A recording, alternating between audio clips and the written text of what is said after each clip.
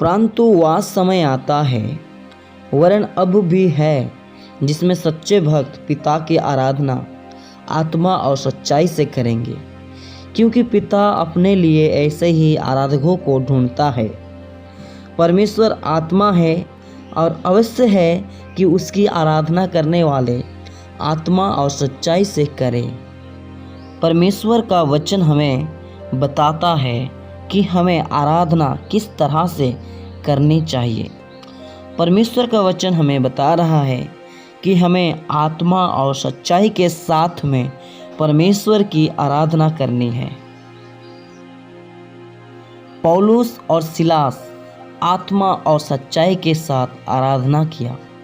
वे jail में थे और उन्हें बेंतों से मारा गया था और पैरों को काठ में ठोका गया था।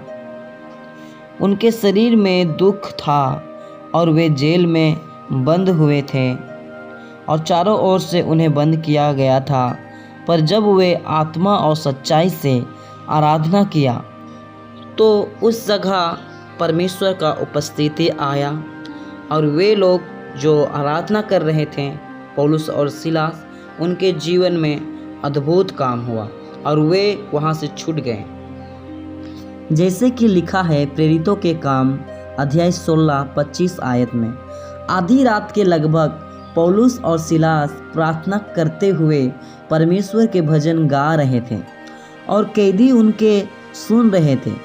इतने में एकाएक बड़ा भूकंप आया, यहाँ तक कि बंदीगृह की नींव हिल गई और तुरंत सब द्वार खुल गए और सबके बंधन खुल पड़े। तो यहाँ पर हम देखते हैं कि पौलुस और सिलास ने दुख में होते हुए भी, संकट में होते हुए भी, समस्या में होते हुए भी उसने आराधना किया।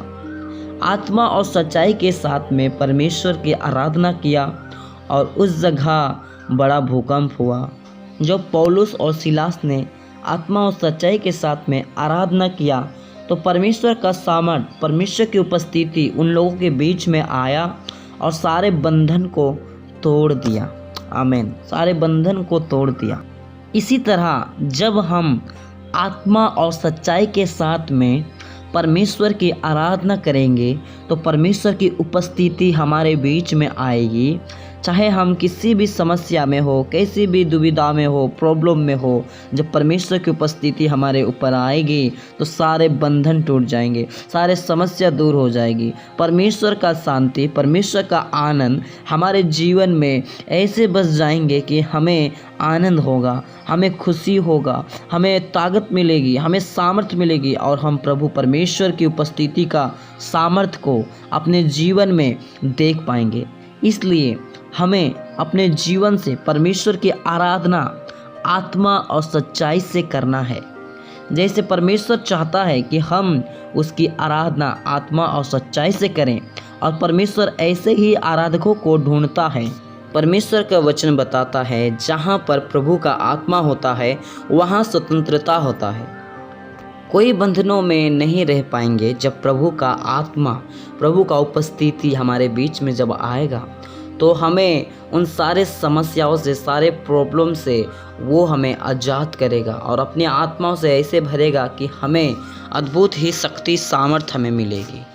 आमीन। प्रभु आप सभी को इस वचन के द्वारा बहुतायत की आशीष दे। Praise the lord. जय मसीह की।